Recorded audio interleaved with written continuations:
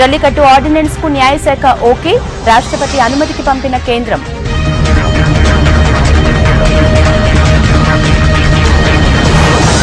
తమిళనాడులో ఆగిన నిరసనలు, మెరీనా బీచ్ లో జనం సంబురాలు.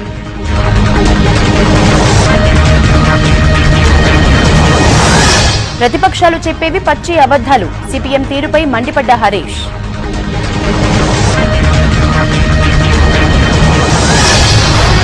సాగుతో పాటు కుల వృత్తులకు రుణాలు, నాబార్డును కోరిన రాష్ట్ర మంత్రులు.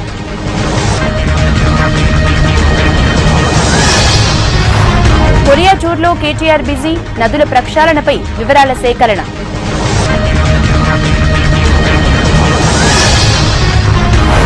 బాబాయికి టికెట్ ఇచ్చిన అబ్బాయి 191 మందితో ఎస్పీ మొదటి జాబితా.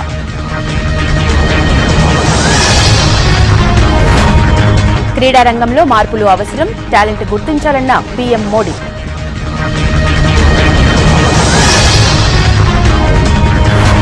తిరిగొచ్చే పండిట్లకు 3000 ఉద్యోగాలు, తీర్మానం ఆమోదించిన కశ్మీర్ అసెంబ్లీ.